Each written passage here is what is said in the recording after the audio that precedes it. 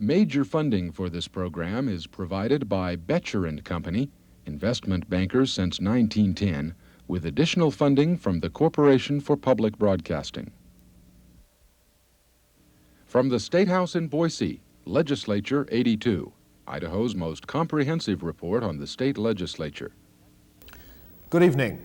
A right-to-work bill passed the Idaho Senate today, setting up a showdown between Republican supporters in the legislature of that proposal and Democratic Governor John Evans, who has already said he will veto that bill when it gets to his desk.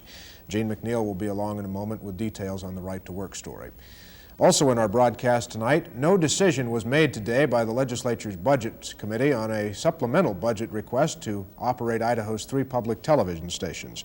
And a firm no was given today to an idea to increase some state income taxes. We begin tonight, however, with that right-to-work story in the state Senate today. Gene McNeil was in the Senate as they debated right-to-work today. Gene? Well, a controversial right-to-work bill defeated twice before in the state Senate is now on its way to the governor's office to face a certain veto and uncertain political consequences for both parties. Today's debate came as a surprise to a lot of people, since Republican leaders had indicated last night that they would let the bill run its normal course and not come up for a vote until Monday. One of the results of the speeded-up action was an atmosphere far different from that which surrounded the House vote a week ago.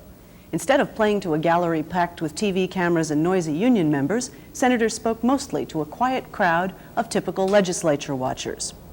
The morning began with a move by Democrat John Peavy to send the controversial bill back to the State Affairs Committee, where he said it had not gotten a proper hearing. Last year, in order for adequate input to be had, it was necessary to have 2 hearings, one of which was held in a high school auditorium.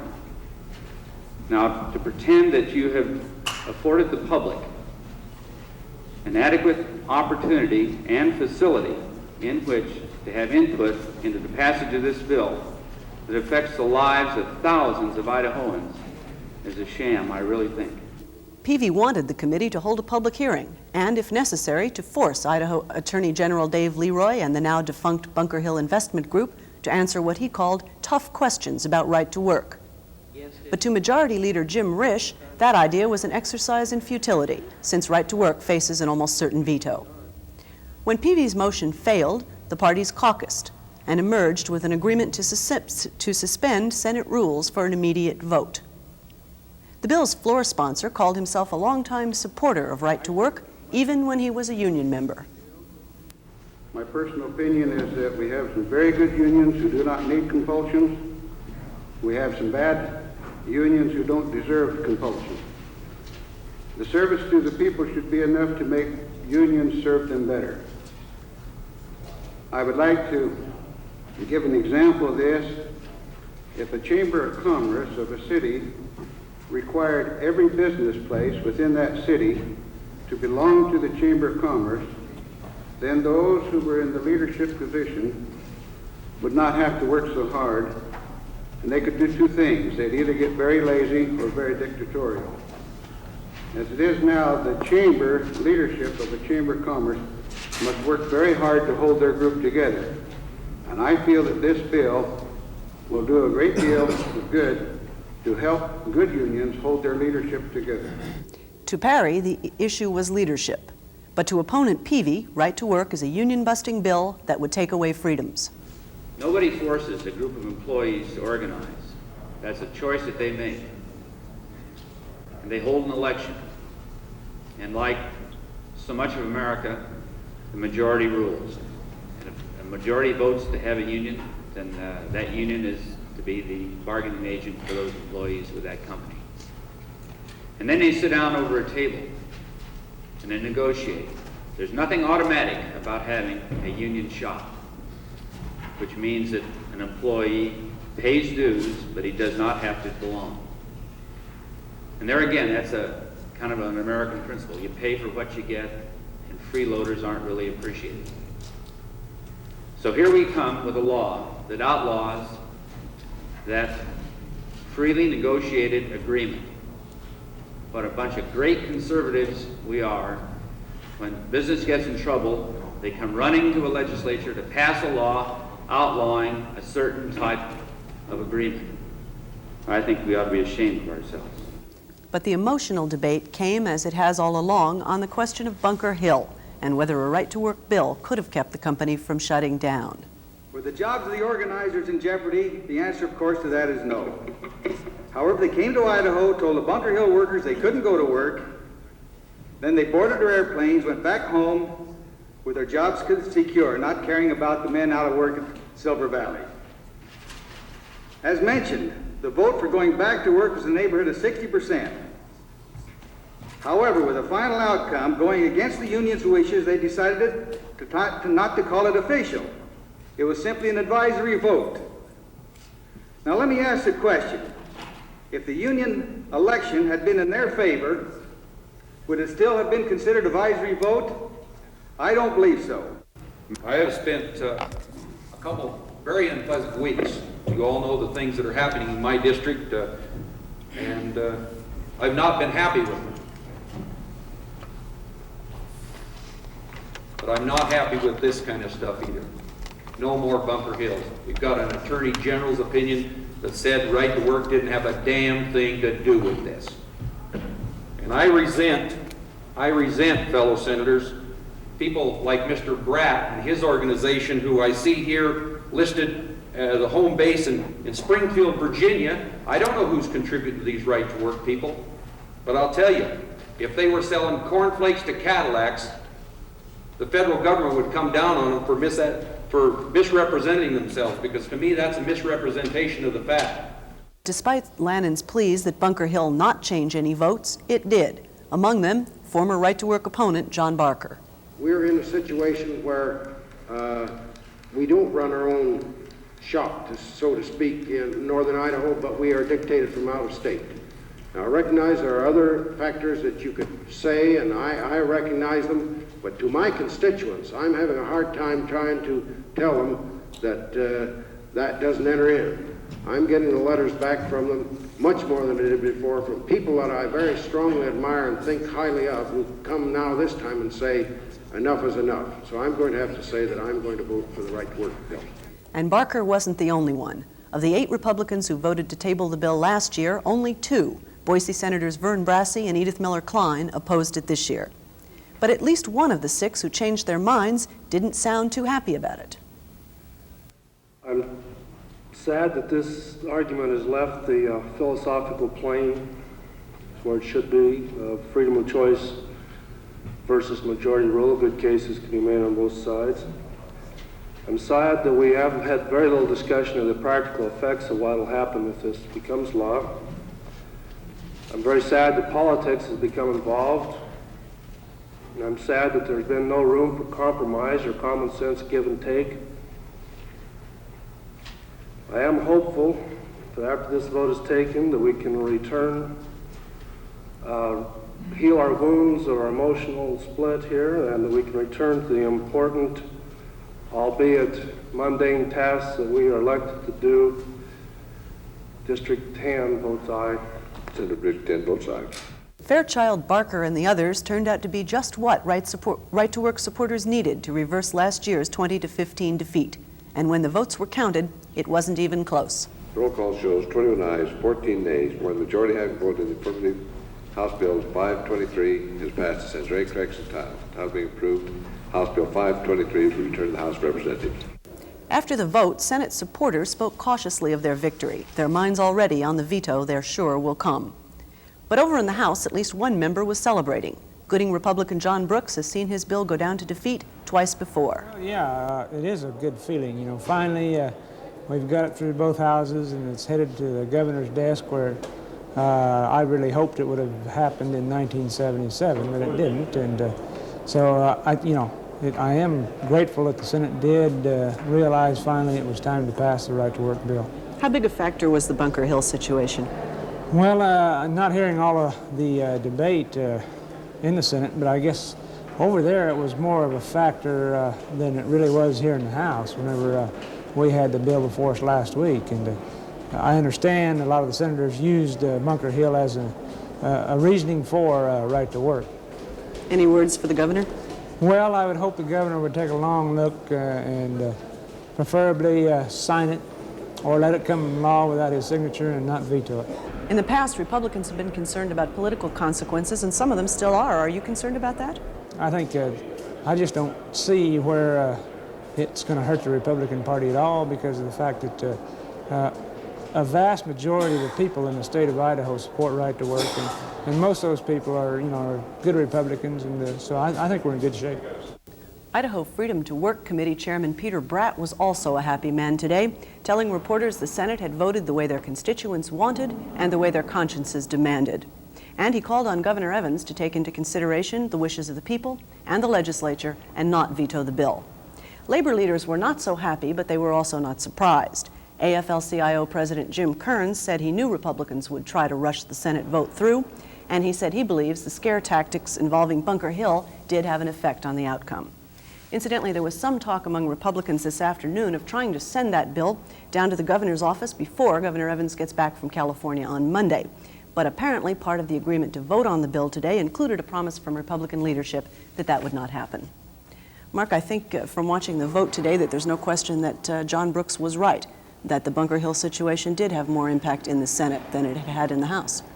But not everyone, Gene, is so sure as Representative Brooks that there are not political ramifications much beyond the debate in the Senate today. No, there's certainly not, and you can get almost any political analysis of that situation that you want to hear from somebody. I think Senator Barker made the situation as it exists now fairly clear.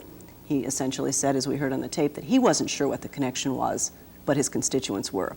But the question of how people are going to perceive it 9 months from now is another matter.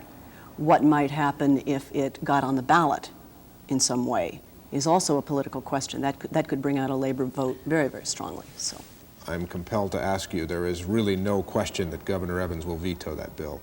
I have no question about it. Thank you.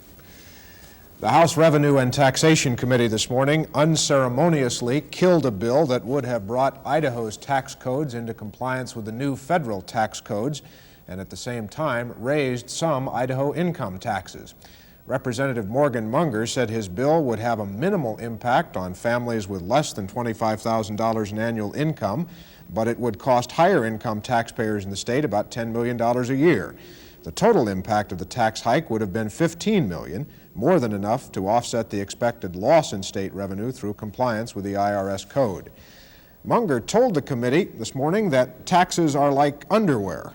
Once in a while they must be changed, but changed discreetly. Munger's presentation again today was aided by Steve Swanson, an accountant who argued that the shift from federal to state taxes was in keeping with the spirit of Ronald Reagan's new federalism.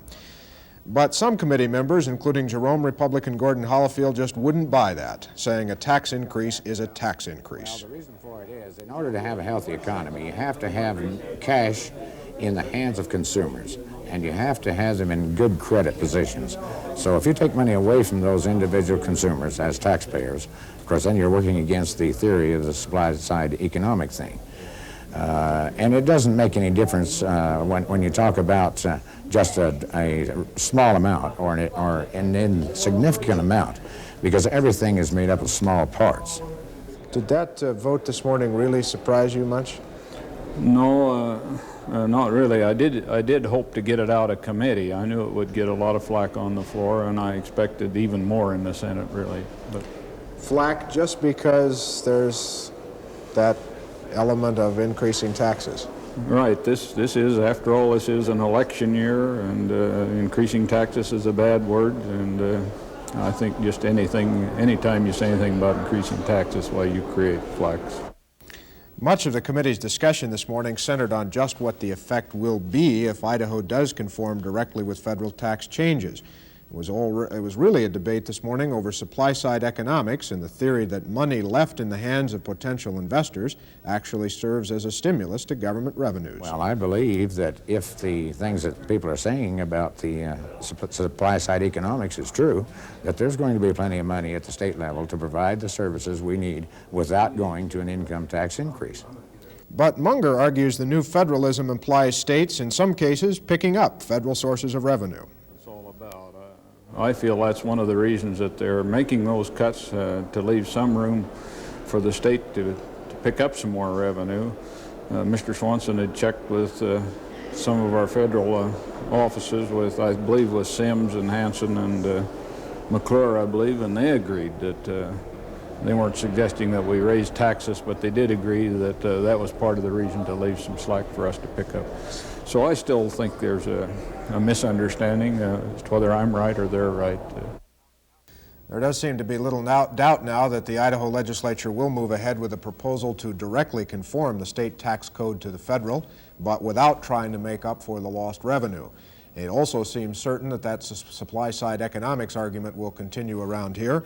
Just yesterday, state senators were debating whether the state really would lose any money by conforming to the tax cuts, or whether that money would come back to the state through increased investment and revenues.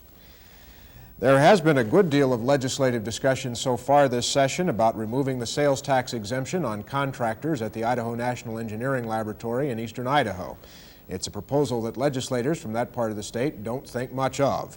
They say it would hurt the INEL facility and it could lose jobs for that part of the state. Now, a Republican state senator from Idaho Falls, Dane Watkins, says if the exemption repeal is introduced in the legislature, he will move to eliminate the exemption from the state's logging industry. It is probably not a coincidence that one of the legislature's top proponents of removing the INEL exemption is Democrat Kermit Keebear of Hope, Idaho, from far north Idaho timber country. County assessors in Idaho would be required to reappraise 20% of their property in their counties every year under a bill the Revenue and Taxation Committee introduced this morning. The bill was sent to the full House on the do-pass recommendation, but over the objections of the Idaho Property Owners Association. That's a group that pushed the 1% property tax limit several years ago. It was a former member of the Revenue and Taxation Committee and now a state tax commissioner, Darwin Young, who argued for the bill. His arguments, as it turned out, carried the debate.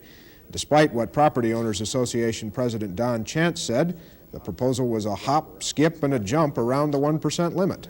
Well, what I mean by that is the only thing we have left of the 1% is 1% of a market value, which knows no limit. So it's just a question of if government wants more money, increase the market value. We see that coming this year because we saw what happened in Kootenai County where they were reappraised. The values went up in many cases as high as 500%. Now the Tax Commission, who's a sponsor of this House Bill 488, are trying to tell the committee and the people that this will actually be a reduction in values. They have stated, as spokesman from the commission, that we are now at the 78 level, and since the economy is down, many people are going to get a reduction in their values. We can't believe that.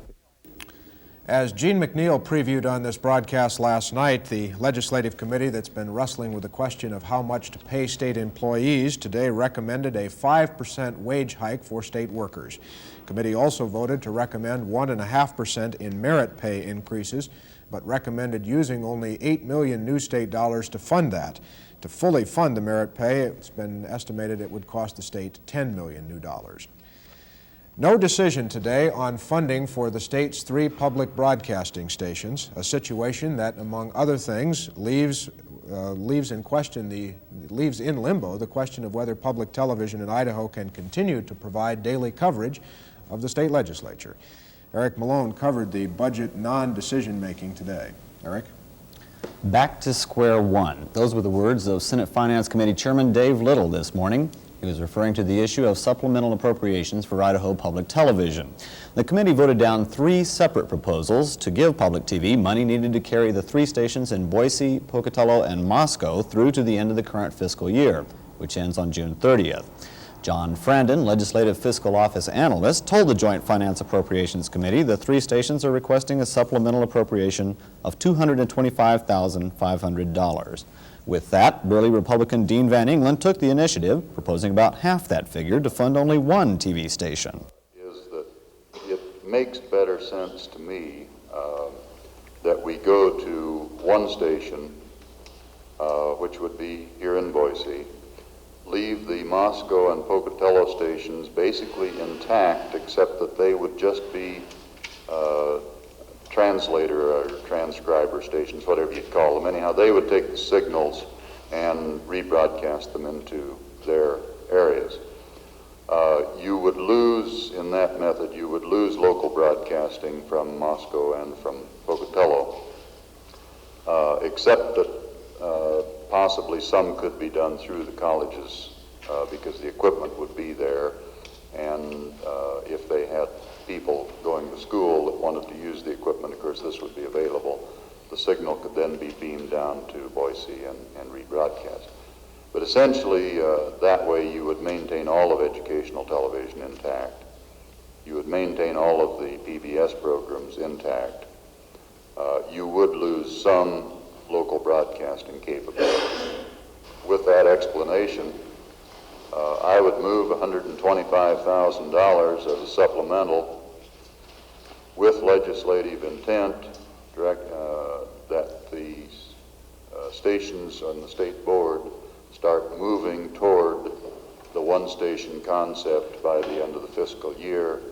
The committee discussed the single-station concept, and Lewiston Democrat Mike Mitchell made a substitute motion for the full $225,500. So I don't think we have any program in this state in which the public is more generally supportive of it. And I think we can maintain a independence of the three areas, not start a battle that we've tried to work away from on this Boise gets it all and the rest of us get very little. Mr. Chairman, I'd like to make an amended substitute motion for an amount of $157,500, and my intent would be to maintain the three stations. If there's any hue and cry we hear, it's why don't we let the rest of the state have what Boise has? And I think this is a good time to give those people in Moscow, those people in the southeastern Idaho, the same opportunities that you do have in the urban areas, so they can have their own programs, so that we can go on with telecommunications. Both Guernsey's and Mitchell's proposals included $23,000 to continue the daily statewide legislative report. Blackfoot Democrat Iz Merrill pointed out that Van England's proposal would eliminate coverage of the legislature. Van England argued that viewers outside of Boise would not miss local programs. You know, the people that I hear from Idaho Falls that say keep Pocatello on the air, and in the very next sentence is that we need Sesame Street, and we watch the McNeil-Lair report, and, you know, these are the programs that they're interested in, and they want in Idaho Falls. And under the one-station concept, they would have those. There is nothing that would change there. I would say that there wouldn't be one person out of 2,000 in Idaho Falls that would ever know that any change had happened. They'd think, gee, they did just what we told them to do. I would hope we'd defeat all three of these motions. In the first place, this tool that is to be used for education should be funded through the education system. And I would hope that if it's as valuable as some of the pleas are, that's where we would put it. The second place is that I absolutely can't see any place for the state of Idaho general fund money to be in competition with private enterprise. First of all, a little rebuttal for Representative Nybar. Perhaps you haven't watched any television lately, because all of the commercial stations in Idaho have done everything except sign a written contract that public broadcasting is not in competition with their efforts, and they endorse it most highly. I can understand why the other stations would like to have public TV. It trains their personnel, it reduces their overhead, and so on, and that's a great private enterprise way to go. But unfortunately, they don't have to represent the whole gamut of the taxpayers of the state that thinks that their money should be spent for the essential things in life and not the pleasurable things. After an extended debate, the committee turned down Senator Van England's single-station proposal 14-6, then voted down Senator Mitchell's full funding suggestion 12-8, and finally rejected Representative Kitty Guernsey's compromise proposal. 6 ayes, 14 no. Majority having voted less than a majority vote fair, the motion has failed. The committee is back to square one. The supplemental for public TV was left on the calendar when the committee adjourned. Senator Little says the public TV issue will come up again on Monday. A few committee members suggest the supplemental appropriation might be left on the calendar without any action. But Janet Hay, chairman of the Idaho Public Broadcasting Commission, is optimistic that a compromise will be worked out. Well, I think it does. I think the encouraging aspect is that the suggestions that there be no funding for public television did not get much support at all. I think there definitely is support for a statewide system of public television. The disagreement on the committee this morning was whether that should be from a single station located in Boise, which would transmit to the other stations in the area, in the whole state, or whether there should be 3 stations, as we have now, located on the campuses of our 3 universities. The situation for public television was not much clarified today, Eric. What's any guess about what's coming up tomorrow or Monday when the committee gets back to the issue? An educated guest talking to a number of influential members on the Joint Committee. The idea of leaving it on the calendar or voting for a no funding proposal seems to have very little support, as Janet Hay just suggested. The most likely thing that would happen, Kitty Guernsey's proposal of the $157,000, which would give all 3 stations some money, seemed to have enough votes. If they can lobby over the weekend and get 2 more votes, they would have enough to push it over the edge. Thanks, Eric, very much. Public television station KAID in Boise is requesting $23,000 as part of that supplemental appropriation in order to continue to provide daily statewide coverage of the legislature from this location in the State House. Without approval of that request, public television's daily legislative coverage will end effective tomorrow. The Joint Finance Appropriations Committee this morning approved 2 supplemental appropriations for the Department of Law Enforcement. With very little dissent, the committee voted for an appropriation of $866,000 so that the department can repay a debt it owes to the Department of Transportation. The committee unanimously approved another $200,000 supplemental for law enforcement's driver and vehicle services. That's to help the agency pay for temporary help to catch up on a backlog of car titles and registration processing. Committee members say the 2 appropriations amount to a vote of confidence for the newly appointed Director of Law Enforcement, John Rooney. John Rooney's appointment to that job as Director of the Department of Law Enforcement was confirmed, by the way, by the Idaho State Senate today. That's all for tonight. For Gene McNeil, Eric Malone, I'm Mark Johnson reporting from the state capitol in Boise. Good night.